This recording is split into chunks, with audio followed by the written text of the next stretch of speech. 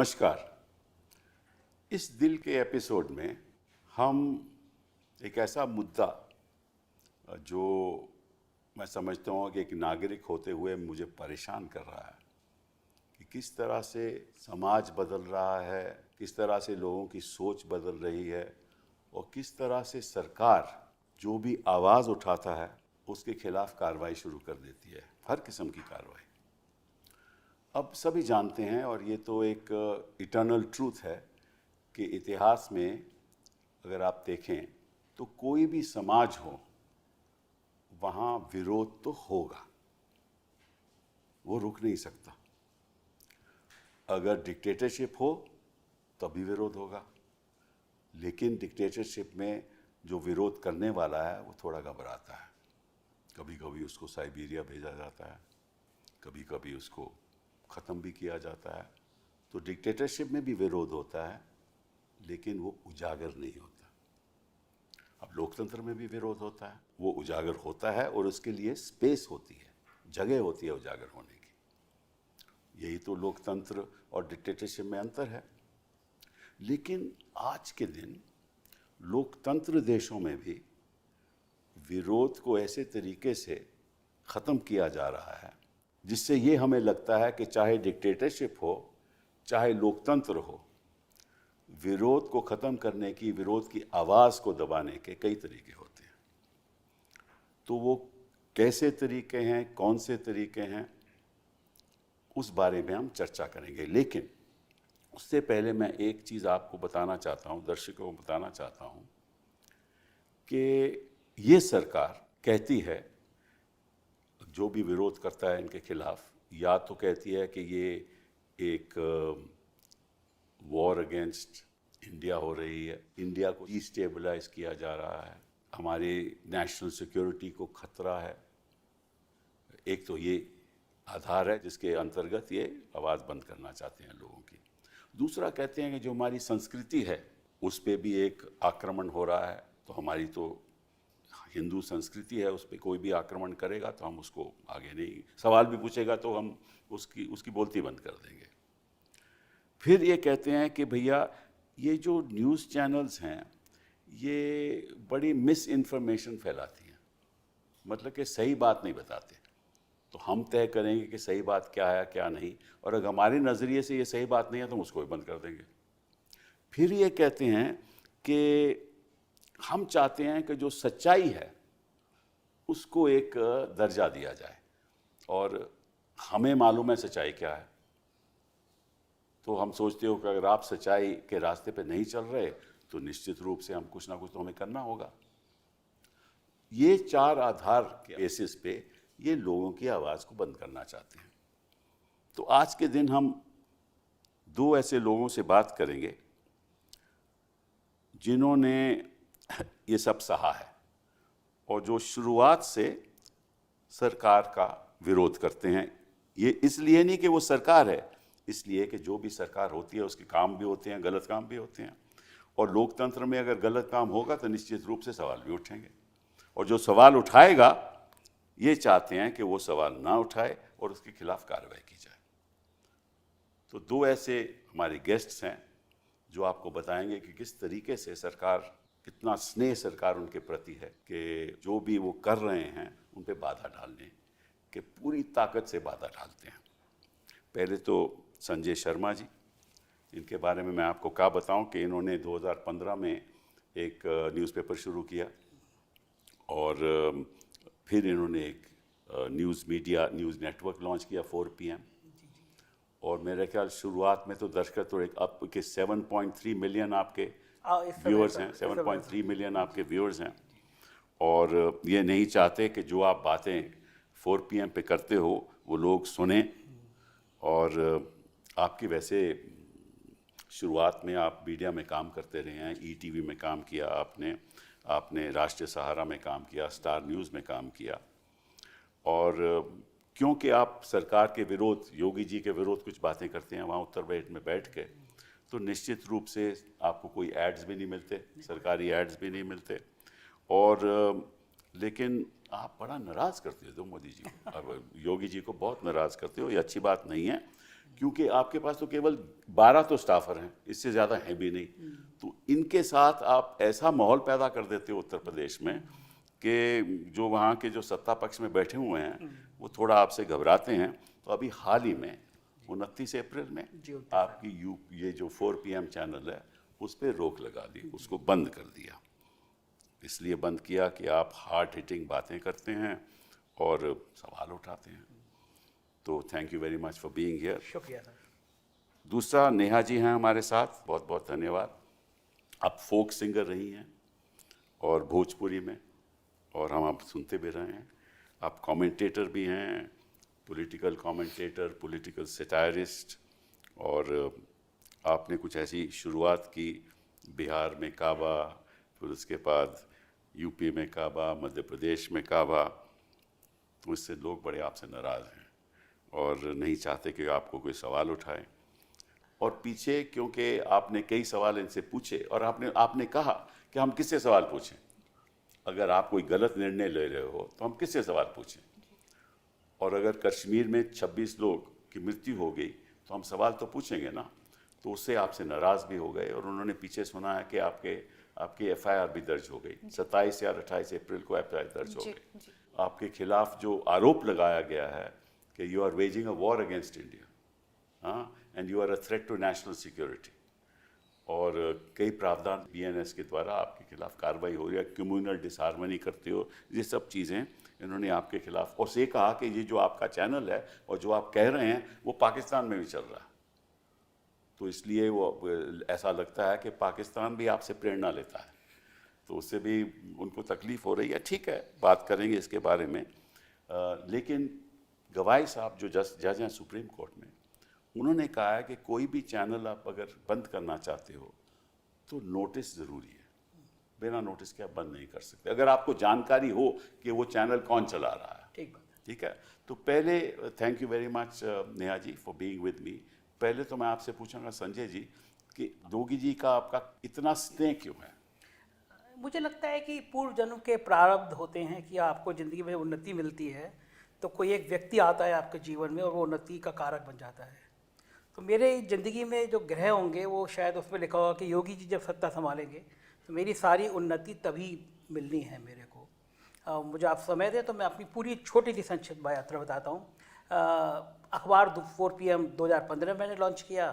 उससे पहले लगभग 35 साल तक मैं सहारा, जागरण, सहारा और ETV, स्टार न्यूज़ में सब काम करता था। अखिलेश यादव की सरकार थी और बहुत बढ़िया स्टोरी चलती थी, अखबार से चल रहा था। आप कहते हैं, वो कहते हैं कि आप अखिलेश जी के बड़े नज़दीक। अभी वही बता रहा हूँ सर मैं आपको। सरकार बदल गई, अखबार का स्टाइल वही था, अखबार वायरल होता था खूब। शाम को अखबार कोई था नहीं, ग्लॉसी बेहद छपता था। 5 महीने बीते, मुझे योगी जी के सबसे भरोसेमंद अफसर ने बुलाया, मेरे भी पुराने संबंध थे, और मुझसे कहा, लाइन यही थी कि संजय बाबा तुमसे बहुत नाराज़ हैं। और मैं समझ गया मुझे क्यों बुलाया गया। मैं फाइल लेके गया तो मैंने उनसे पूछा, बाबा मुझसे क्यों नाराज़ है, CM क्यों नाराज़ है? बोले, महाराज जी को लगता है कि तुम अखिलेश के आदमी हो। मैंने कहा, अच्छा क्यों लगता है? बोले, अखिलेश जी तुम्हारे घर जाते थे, गए हैं तुम्हारे घर, तुम उनके घर जाते थे रेगुलर, उन्होंने मैगजीन को तुम्हारी लॉन्चिंग करी। तो मैंने उनसे ये कहा कि पहली बात तो मुख्यमंत्री मेरे घर आए थे, कोई गुंडा माफिया अपराधी मेरे घर नहीं आया था। फिर मैंने उनको फ़ोटो दिखाया, मैंने कहा मेरे ऑफिस में अखिलेश जी की सरकार के टाइम में भारतीय जनता पार्टी के प्रदेश अध्यक्ष लगभग हर 10 दिन बाद आते थे, चाय पीते थे, समोसा खाते थे। बीजेपी के कई मिनिस्टर भी मेरे आते थे। इतना ही मतलब चाय और समोसा, और तो नहीं कुछ? नहीं, वो बीजेपी वाले लोग छुप के पढ़ते नहीं, बता भी सकते बाकी बातें मैं। तो मैंने कहा कांग्रेस के लोग भी आते हैं, सपा के भी आते हैं, मेरी नेचर अच्छी है, सब आते हैं। और मैंने कहा अखबार के दफ्तर में तो कई अपराधी किस्म के लोग भी आते हैं, सो घोषित नेता हैं लेकिन हैं अपराधी, वो भी आते हैं। तो अखबार का दफ्तर शिव जी की बारात होता है। फिर मैंने उनको फाइल दिखाई, मैंने कहा मैं शपथ पत्र दे सकता हूँ, सूचना विभाग में हर दिन का अखबार जमा होता है। मैं कहा समाजवादी पार्टी की सरकार में मुझसे ज़्यादा अगर समाजवादी पार्टी के खिलाफ किसी ने लिखा हो तो मैं कल अखबार बंद कर दूंगा। व्यक्तिगत मैं किससे मिलता हूँ कोई मेरे आता, ये पैमाना नहीं है। एज ए पत्रकार मेरा अखबार बोलता है। हेडिंग लगाता था मैं, समाजवादी पार्टी की सरकार में एक DGP ने थोड़ा सा अपराध सा किया था, एक अपराधी की मदद की थी और ऑन रिकॉर्ड की थी, तो मैंने हेडिंग लगाई थी DGP बिकता है बोलो खरीदोगे। अखिलेश सरकार के एक मिनिस्टर ने गाली बकी तो मैंने गालियाँ छाप दी थी। और मैं देखता था कि अखिलेश जी मुझसे बैठते हैं, 2-2 घंटे बात करते हैं, गाड़ी से छोड़ने आते हैं, तो मैं उनका तापमान देखता था, ये शख्स मुझसे कब कहेगा कि तुम मेरे दोस्त हो, ये खबर क्यों छाप रहे हो। और ईमानदारी से मैंने इतने सारे नेताओं को बहुत करीब से देखा है, देश के बड़े बड़े नेताओं को देखा है। मैं दावे के साथ कहता हूँ ये सहनशीलता शायद मैंने किसी नेता में नहीं देखी होगी। मुझे लगता था ये मुझसे कहेंगे, लेकिन उन्होंने मुझसे कभी खबर को नहीं कहा, मैंने उनसे काम को नहीं कहा। अगला ऑफर ये था कि संजय तुम्हारा अखबार चूंकि पहला पेज बड़ा क्रिस्पी टाइप का होता है, कभी प्रियंका जी ट्वीट कर दे रही हैं, कभी केजरीवाल कर दे रहे हैं, कभी अखिलेश कर दे रहे हैं, सरकार के खिलाफ माहौल बन रहा है, देखो कोई और अखबार छाप नहीं रहा है। तो मैंने कहा यही बात मैं आपको समझाना चाह रहा हूँ कि मेरे अखबार को 2.5 साल हुआ है। आप जिन बड़े अखबारों की बात कर रहे हैं वो 5वीं पीढ़ी है तब वो अखबार बन पाए हैं, इतना संघर्ष है। मेरे अखबार 2.5 साल में इतना बड़ा हो गया कि आपको तकलीफ होने लगी। तो मैंने कहा सारा खेल देश में ब्रांड का होता है। मैं 2.5 साल में इतना बड़ा ब्रांड खड़ा कर पाया, ये बहुत बड़ी बात होती है।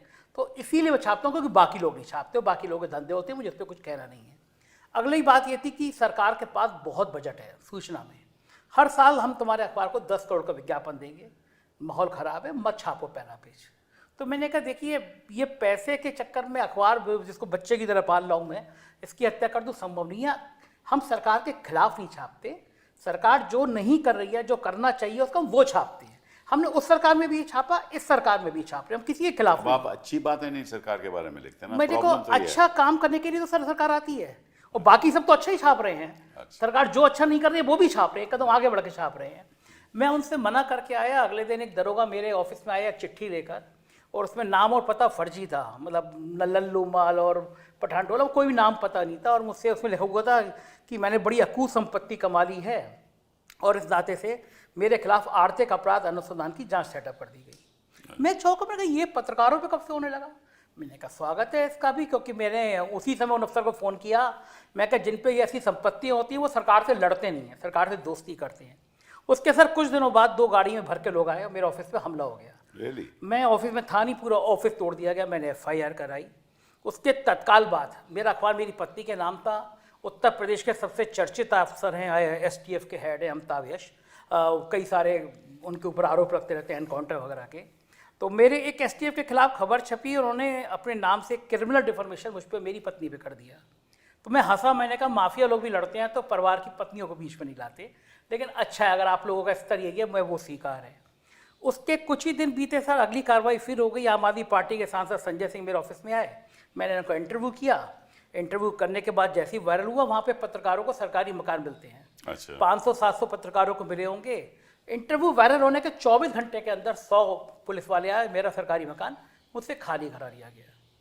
जो राज्य स्तर के मानता सरकारी मकान सारे पत्रकारों को मिलते हैं वहाँ पर। उत्तर प्रदेश में पत्रकारों को सरकारी मकान मिलते हैं। अभी भी 600-700 पत्रकार ऐसे हैं जिनको सरकारी मकान मिले हुए हैं, उत्तर प्रदेश में मिलते हैं। अच्छा। लेकिन खाली कराने के लिए मैं, चूंकि संजय सिंह का इंटरव्यू था, मेरा अगले दिन 24 घंटे में वो मकान खाली करा लिया गया। उनको जरूरत होगी ना उनको जरूरत होगी, मेरे मकान की जरूरत होगी, मैं मान सकता हूँ, इसलिए मैंने कहा कुछ आपत्ति नहीं करी।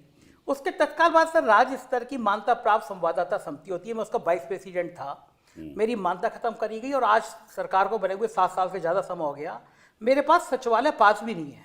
अच्छा। वहाँ पे पान की दुकान चलाते हैं और ठेला लगाते हैं, वो भी पत्रकार बन गए हैं, उनकी सबकी मान्यता है, लेकिन मेरे पास सचिवालय। लेकिन मुझे फ़ायदा ये हुआ कि जो मेरे ऊपर ये कार्रवाई हो रही थी, मैंने 18 में बोलना शुरू किया। और जब मैंने बोला, जब ये हमले हो रहे थे, तो पूरी दुनिया का ध्यान गया कि एक उत्तर प्रदेश में एक जर्नलिस्ट ऐसा है जो मोर्चा संभाल रहा है, जो मोर्चा सेकुलरिज्म का संभाल रहा है। तो उसका नतीजा हुआ, जब मैंने यूट्यूब किया तो उसका विस्तार इतनी तेज़ी से हुआ कि मैंने सपने में भी नहीं सोचा था कि ये विस्तार इतनी तेज़ी के साथ हो सकता है। तो आपने जो सवाल पूछा वो मैं उसमें शुक्रिया योगी जी कहूँगा। मेरे को एक दिन NDTV ने बुला के पूछा था कि आप लगातार 1 साल से यूट्यूब में नंबर 1 बने हुए पॉलिटिकल कमेंटेटर में, कारण क्या है। तो मैंने उसमें भी किया, thanks to Awasthi ji, thanks to Amitabh Yash, thanks to Yogi Adityanath. तो अगर ये नहीं होते तो मैं यहाँ तक नहीं आता। तो सबसे लेटेस्ट ताज़ा मामला ये हुआ सर, कुंभ के मेले में जिस दिन भगदड़ मची, मेरा रिपोर्टर वहाँ क्षितिज कांत, बड़ा अच्छा रिपोर्टर मौजूद था, उसने सुबह 9 बजे बताया भगदड़ मच गई, जो कि मैंने बड़े जीरो से शुरुआत करी है। मुझे पता है कि जब सिस्टम, जिले का सिस्टम, उससे ऊपर का सिस्टम काम करता है ब्यूरोक्रेट, तो कैसे करते हैं। मैंने उससे कहा तुम तत्काल पोस्टमार्टम हाउस से पहुँच के मुझे बता क्या है। तब तक किसी के दिमाग में आया नहीं, बाकी चैनल सब दिखा रहे थे कि अफवाह है, कुंभ में कुछ नहीं हुआ। वो वहाँ पहुँचा, उसका फ़ोन आया कि सर यहाँ तो 6-7 लाशें आ चुकी हैं। मैं लाइव 10 बजे बैठा, जिस समय योगी जी कह रहे थे वहाँ कुछ नहीं हुआ है, शांत है। मैंने उस समय 3 घंटे के अंदर 30 लाशें दिखा दी कि 1, 2, 3 30 लाशें आई हैं। 24 घंटे बाद क्षितिज ने फिर स्टिंग मेरे कहने पे किया और 67 लाशें हमने दिखा दी। उससे हड़कंप मचना था। सीएम ने ट्वीट नहीं किया, प्राइम तो मिनिस्टर ने आपको ट्वीट कर दिया। जब ये तो सब बात तो ऑब्वियसली है कि आपको जब इन्होंने बंद किया 4 PM कोई नोटिस वोटिस नहीं दिया? कुछ नोटिस नहीं दिया। और सर वो उसमें लास्ट लाइन की जब कुंभ वाली रिपोर्टिंग कराई, उसके बाद से मुझे पता चला पिछले 3 महीनों में ईडी को 3 चिट्ठी आ चुकी है मेरे खिलाफ कार्रवाई करने के लिए। और लेटेस्ट 29 तारीख को सुबह एक यूट्यूब से एक लेटर मेल आता है कि भारत सरकार ने कहा है कि नेशनल सिक्योरिटी के लिए खतरा है, इसलिए आपका चैनल ब्लॉक किया जाए। आपका चैनल बंद ब्लॉक किया जाता है। मुझे सबसे अफसोस ये कि नेशनल सिक्योरिटी के नाम पे नहीं करना चाहिए। देश, मैं कहीं इस देश को मोदी जी और शाह साहब से ज़्यादा प्यार करता हूं, तो इस नाम पे बंद नहीं करना चाहिए था। आप कह रहे थे कि मोदी जी को पसंद नहीं है, शाह जी को पसंद नहीं है, आपको बंद कर दिया, तो मुझे अच्छा लगता है कि नेशनल सिक्योरिटी के नाम पे बंद नहीं करना चाहिए था। ये मुझे दुख है। नेहा जी, इन्होंने नेशनल सिक्योरिटी की बात की। एक तो देश होता है और एक सरकार होती है, और देश और सरकार में अंतर तो होता है ना। सरकार तो देश नहीं है और देश सरकार भी नहीं है। सरकार तो एक राजनीतिक पार्टी की होती है। तो आपने तो आज तक, मैं आपसे पूछना चाहता हूँ, कोई ऐसी बात कही हो जो ऐसे लगा हो that you are waging a war against India, के सरकार के, आई मीन देश के खिलाफ आप तोड़वाने की लड़ाई कर रहे हैं? ऐसा तो कभी हुआ नहीं। तो आपके खिलाफ ये नेशनल सिक्योरिटी और ये waging a war against India, ये जो प्रावधान BNS में है, ये क्यों किया गया आपके हिसाब से?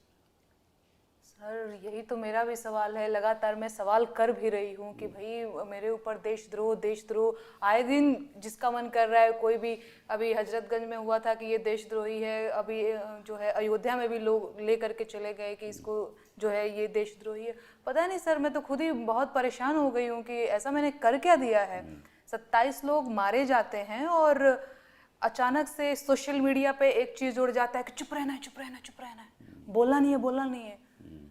हमको भी लगता है अच्छा ठीक है, 5-10 मिनट चुप हो जाते हैं, लेकिन होता क्या है, 3-4 दिन बाद मुद्दा भूल जाते हैं लोग। जैसे बालासोर में रेल दुर्घटना हुआ, वहाँ पे हमने देखा कि रेल मंत्री जी इतनी सारी लाशें ऐसे बिखरी हुई हैं और वंदे मातरम का नारा लगा रहे हैं। आप बोलिए ना, राम नाम सत्य है, इतने सारे लोग मारे गए हैं।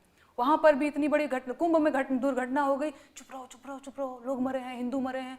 बोलना कब है? कब आएगा वो उचित समय जब सवाल पूछना है सरकार से?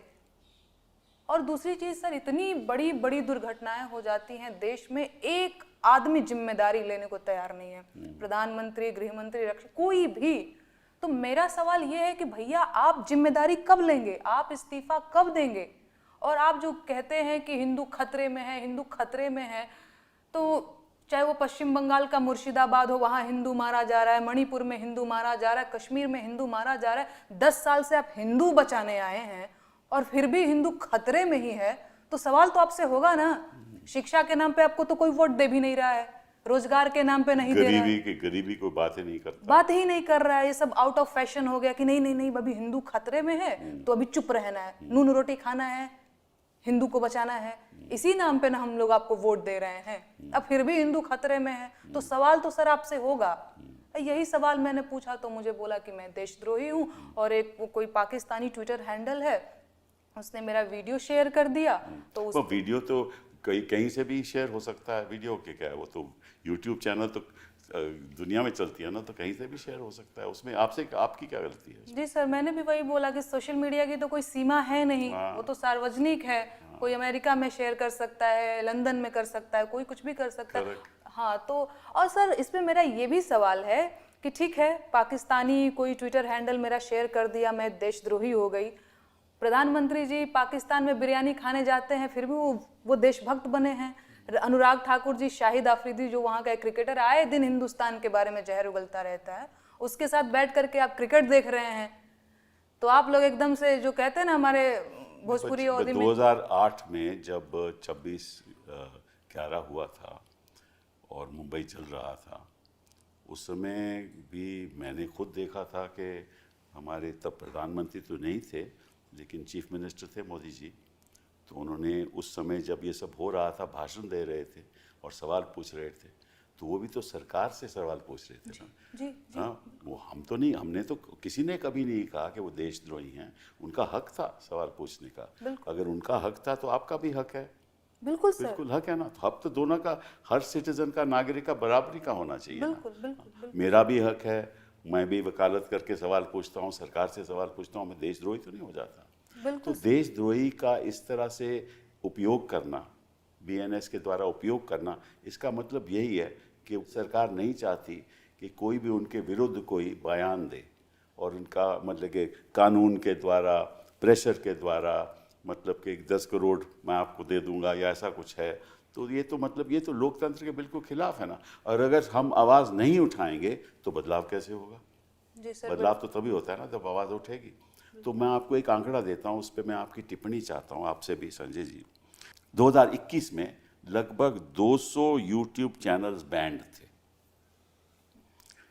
और 2014 से लेकर 2020 तक ज़्यादा चैनल्स बैन हो गए। तो मतलब कि अगर यही काम रहा कि देखिए, आपने पत्रकारों को तो अपने पक्ष में रख ही लिया है, मेन स्ट्रीम मीडिया को आपने पक्ष में रख ही लिया है, मेन स्ट्रीम न्यूज़पेपर्स आपके पक्ष में हैं, ठीक है।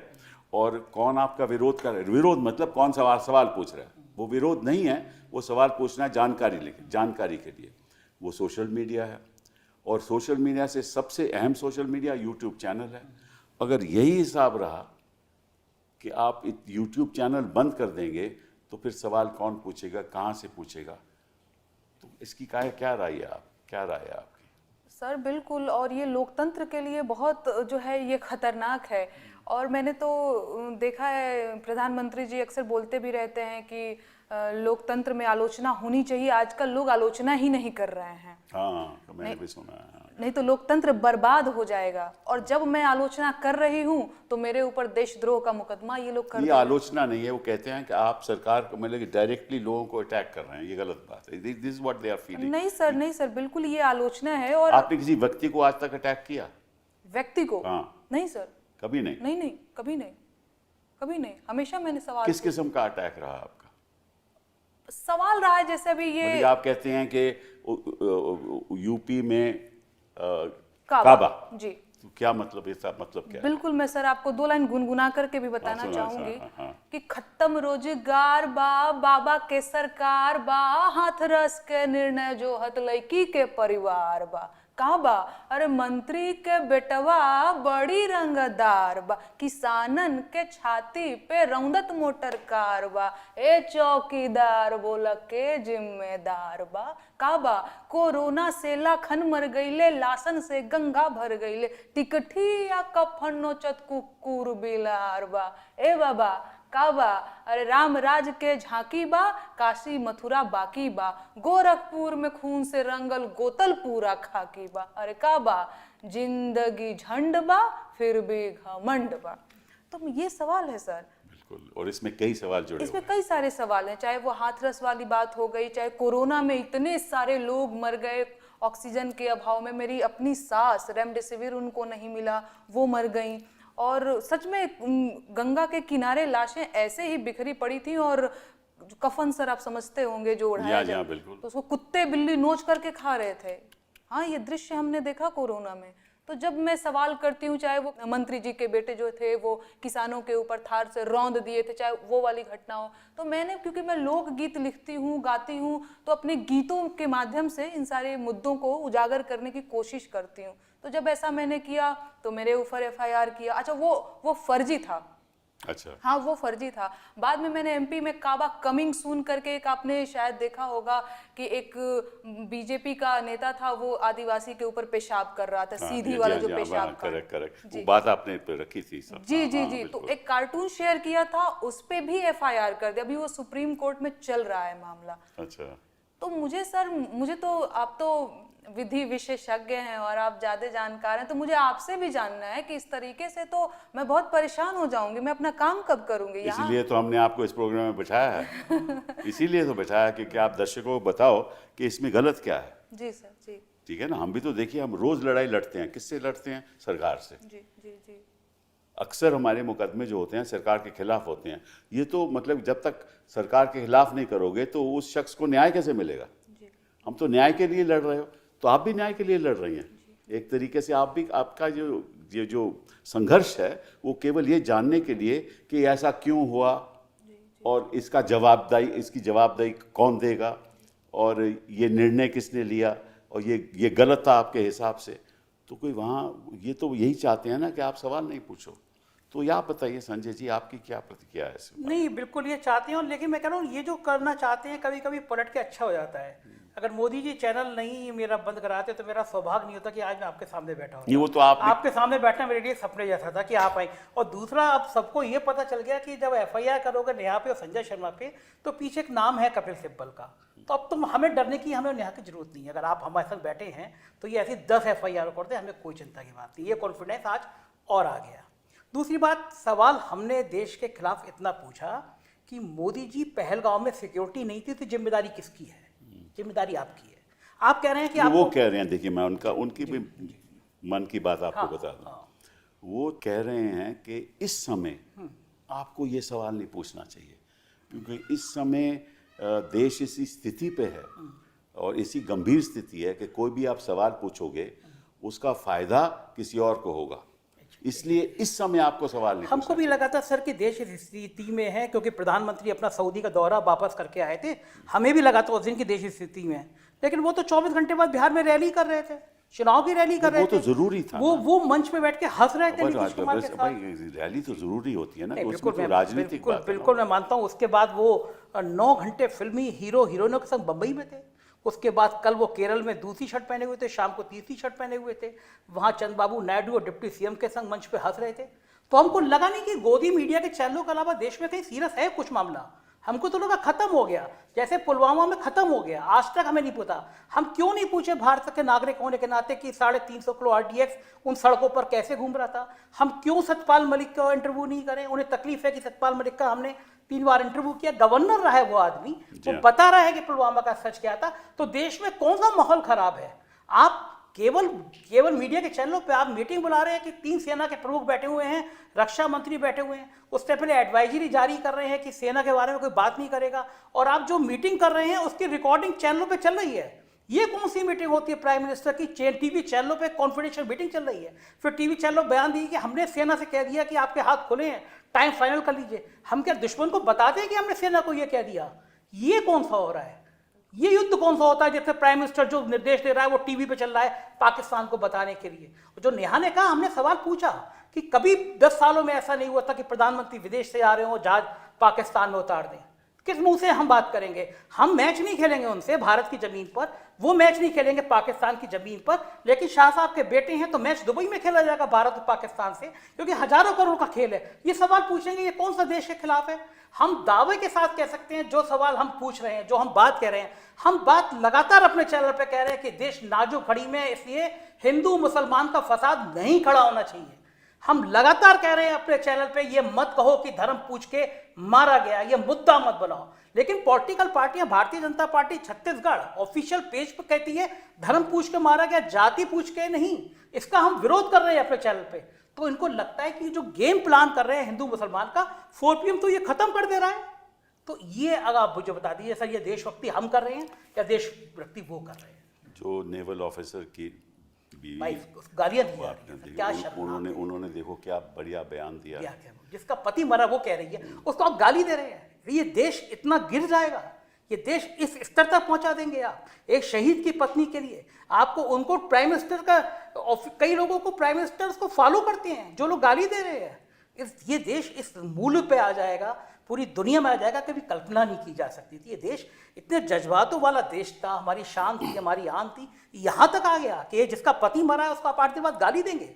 और जो ये बात का विरोध करेगा उसको आप नेशनल सिक्योरिटी का तो चैनल बंद कर देंगे। आप चैनल बंद कर दो, अखबार बंद कर दो, हम चौराहे पे बोलेंगे, गली में बोलेंगे, जब तक जेल में डालोगे तब तक बोलेंगे। सर, आवाज़ें बंद नहीं होनी चाहिए, क्योंकि एक आवाज़ बंद होनी चाहिए, 2 होनी चाहिए। ये मुल्क इन आवाज़ों से चलेगा जो आवाज़ें इस सिस्टम का सच निकालने के लिए जरूरी है। जो कॉलोनियल पावर हमारी आवाज़ नहीं बंद कर सकी, तो ये लोग कौन होते हैं? बिल्कुल ठीक बात है, बिल्कुल ठीक बात है। लोकतंत्र में तो आवाज़ उठाना तो हमारा संवैधानिक हक है। हाँ, बिल्कुल। उस हक के तो अगर कोई छीनेगा तो फिर हम तो यही उम्मीद करेंगे कि जो हमारी जुडिशरी है, न्यायपालिका है, वो हमारे हक बहाल करे।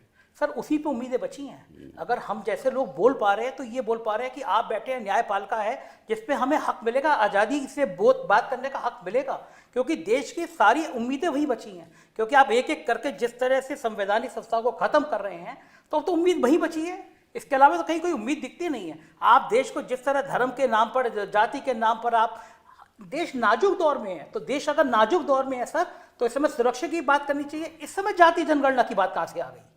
वो तो एक अलग सोच है ना। इसका तो मतलब ही है ना कि आप मुद्दे को डाइवर्ट करना चाहते हैं। देखो ऐसा है कि जरूरी है कि बिहार में जीत होनी चाहिए, बस असली जरूरी है ये बहुत जरूरी है ना। असली जरूरी, असली बात यही है। बिहार में कहा बा बिहार से हाथी भी है। ये भी आपने कहा जी जी जी जी मैंने कहा था। जो हमें सवाल पूछेगा सबको बैन किया जाए, जो फिल्म हम दिखाना चाहते हैं वो दिखाएंगे, जो ये फिल्म बना रहे हैं जो हमारे पक्ष में नहीं है उसको भी बैन करो, जो एक्टर होंगे अगर किसी कम्युनिटी के होंगे वहाँ जाकर प्रदर्शन करो। मतलब ये किस किस्म का माहौल हिंदुस्तान का बन रहा है, और इसमें नेहा जी क्या होगा आगे? सर पता नहीं, मुझे भी बहुत डर लगता है। अब मुझे लगता है अरे आप लोग डरने लगे तो फिर हम कैसे लड़ेंगे? आप तो युवा लोग हो। बिल्कुल बिल्कुल सर, आप है ना तो फिर डरने की क्या बात है। लेकिन हाँ, कई बार ऐसा होता है सर, मैं लड़की हूँ और जब अचानक से ट्विटर पे 2 लाख लोग आपको गालियां दे रहे हों और देशद्रोही का नंबर 1 ट्रेंड चला रहे हों, तो हम कितने भी कॉन्फिडेंट हो, हम कितने भी अपने जो है मौलिक अधिकारों में विश्वास करने वाले हों, एक बार को तो लग ही जाता है कि लगता है हम कुछ गलत कर रहे हैं। फिर 5 बार हम जाते हैं पूछे हम कुछ गलत तो नहीं कर रहे हैं, कुछ गलत तो नहीं कर रहे हैं। तो सर ये माहौल तो बन ही जाता है। लेकिन एकदम सही बात है, अगर हम अपनी मेडूसा जी ने देखो कह दिया ना कि वापस ले लिया, जी क्योंकि अल्टीमेटली एक रोजगार की भी तो बात है ना। जी जी बिल्कुल बिल्कुल बिल्कुल। हर तरह से परेशान करती है सर। मुझे एक वो लाइनें है ना कि ऐसा लगता है हर इंसान के लिए ज़िंदगी को मेरा पता याद है। मेरे ट्विटर को 1 साल से शेडो बैन कर रखा है। मुझे लगता था ट्विटर बड़ी इंडिपेंडेंट बात है। मेरे वकील हैं ये मोहम्मद हैदर जी, उन्होंने नोटिस दिया ट्विटर को, हम मुकदमा करने जा रहे हैं कि आप हमें 1 साल से शेडो बैन कर रखे। आपने सारी संस्थाएं कर ली, फेसबुक पे आप प्रेशर आपको दिखने लगा, ट्विटर जैसी जो एक्स हो गया उसकी संस्था पे आपका प्रेशर दिखने लगा, शेडो बैन कर रहे हैं, मतलब आवाज़ों को बंद करना है। लेकिन मुझे अच्छा ये लग रहा है सर कि ये आवाज़ें अब और तेज हो रही हैं, बंद करने से रुक नहीं रही हैं। अगर ये तेज नहीं होती तो पार्लियामेंट के चुनाव में देश में सबसे ज़्यादा देखे जाने वाला यूट्यूब चैनल मेरा था। इसका मतलब कि उन गोदी मीडिया की भीड़ 10,000 नहीं व्यू आ रही, हम लोगों को लाखों लाखों आ रहे हैं। रवीश को लाखों करोड़ों देख रहे हैं, ध्रुव राठी को करोड़ों देख रहे हैं। इसका मतलब कि बड़ा समूह बोल नहीं पा रहा है डर के मारे। हम आपके घर से पहले, थोड़ी देर पहले चाय के ठेले पे रुक गए, ऐसी मजा आता है बात करने। उस तबके के पास 2 लोग आ गए, चाय वाला जो बनाता था वो देखता था चैनल। ये इस लेवल तक जब चले गए ना, मास तक चले गए ना, तो इनको डर लगता है कि ये गरीब तबका जिसको ये 2 वक्त का राशन देके फुसला रहे थे, अब उसको समझ में आ गया ये राशन रिश्वत है, ये तो हक है उसका। आप उसकी तनख्वाह पे, उसकी चीज़ों पे आप 2 वक्त की रोटी दे रहे हैं, उसको समझ नहीं आ रहा है। तो उनको लग रहा है जो समझा रहे इसका हैं मतलब उनको ये मत भी करो। है कि आप देश में सुधार नहीं ले पाए कि आपको राशन देना पड़ रहा है। देना पड़ रहा है। बिल्कुल बिल्कुल। ये भी तो बात सही है ना। आपकी ये भावना उजागर कहाँ से हुई जो इन चीज़ों को अपनाने के लिए, बताइए। इसलिए सर ऐसे हुई क्योंकि मैंने देखा कि बीते दिनों में या बीते सालों में मीडिया का जो स्तर है वो दिन पर दिन गिरता ही जा। ये कब सोचा ये आपने? ये मैंने कब सोचा, 2020-22 की बात है सर। मैंने ग्रेजुएशन कंप्लीट करने के बाद से इसकी शुरुआत भी करी, बेरोजगारी महंगाई के गीत लिखना भोजपुरी में शुरू किया। तो तब से ही मुझे ये बात समझ में आ रहा था कि बेरोजगारी का मुद्दा कोई उठाने वाला नहीं है, महंगाई का मुद्दा कोई उठाने वाला नहीं है। अच्छा, भोजपुरी इसलिए मैंने शुरू किया क्योंकि भोजपुरी में शायद आपने सुना होगा बहुत अश्लील ये सब गीत वीत गाते हैं। तो मैंने सोचा कि भोजपुरी में बेरोजगारी का भी गीत बनना चाहिए, महंगाई का भी गीत बनना चाहिए। तो इस तरीके से मैंने शुरू किया। अच्छा, मीडिया का हाल ये है कि सच में मीडिया पूछता है प्रधानमंत्री से कौन सी टॉनिक ले रहे हैं सर आप, 18 घंटे काम कैसे कर पा रहे हैं, आम चूस के खा रहे हैं कि काट के खा रहे हैं। तो जरूरी मुद्दे वो पूछ ही नहीं रहे हैं। तब ऐसे में हमारी जिम्मेदारी बनती है। एक और चीज सर मैं यहाँ पे मेंशन करना चाहूंगी, कई सारे लोगों ने, बीजेपी का आईटी सेल मुझसे ये सवाल कर रहा था कि तुम्हारी हैसियत क्या है प्रधानमंत्री से सवाल पूछने की, तुम होती कौन हो? तो क्या प्रधानमंत्री से सवाल पूछने के लिए सबसे पहले मुझे प्रधानमंत्री बनना पड़ेगा, इसके बाद मैं उनसे सवाल पूछूंगी? मैं आपको वोट करती हूँ, मेरे पास आधार कार्ड है, वोटर आईडी कार्ड है, आप आते हैं ना, एक एक वोट है जरूरी, तो वैसे एक एक सवाल है जरूरी। वो भी बात सही है। मैं आपको वोट करती हूँ तो सवाल आप ही से पूछूंगी। तो लोग तो इस तरीके से भी बातें कर रहे हैं। ये बहुत अच्छी बात है, क्योंकि आपकी जो आप जैसी आवाज़ें अगर हिंदुस्तान में बरकरार रहेंगी तो लोकतंत्र भी बरकरार रहेगा। और मैं सोचता हूँ कि ये कोई लड़ाई किसी एक पार्टी के खिलाफ नहीं है, एक किसी एक माहौल के खिलाफ नहीं है। ये लड़ाई हमारे संविधान को बचाने के लिए है। बिल्कुल ठीक बात है। ठीक है ना। और उसमें सब हमें इकट्ठा होकर जहाँ जहाँ भी गलत काम हो रहा हो आवाज़ उठानी होगी बिल्कुल सही बात है। और सवाल पूछना होगा। सर, बिल्कुल। बिना सवाल पूछे जवाब भी नहीं आएगा। बिल्कुल है। राइट। जब तक जवाब नहीं आएगा सवाल पूछते रहेंगे। बिल्कुल। इन्हीं सर सब- एक चीज़ और बताइए, देखिए हम लखनऊ से आते हैं, अटल बिहारी वाजपेयी सांसद रहे हैं, प्राइम मिनिस्टर थे, एक कार्टूनिस्ट थे। उन्होंने जब कारगिल युद्ध का दौर था, उन्होंने प्रधानमंत्री के सिर की जगह गधे का फोटो लगा दिया, कार्टून छपा, और प्रधानमंत्री ने उनको फ़ोन किया कि क्या कल सुबह आप एक गधे के संग चाय पीना पसंद करेंगे। क्या बात। ये डेमोक्रेसी है। अखिलेश यादव ने अपने ऊपर छुपी कार्टून की किताब का विमोचन मुख्यमंत्री रहते हुए, क्या ये डेमोक्रेसी है? आपको सवाल पसंद नहीं है, लोग व्यंग में उस अटल बिहारी वाजपेयी की परंपरा की पार्टी अब यहाँ तक पहुँच गई, ये सोचा नहीं था किसी ने। यही तो अंतर है उस बीजेपी का और इस बीजेपी का। और हम सोचते हैं कि शायद बदलाव हो, और निश्चित रूप से 2029 में तो होना चाहिए। आपका बहुत बहुत धन्यवाद। शुक्रिया thank you sir. Sir, thank you.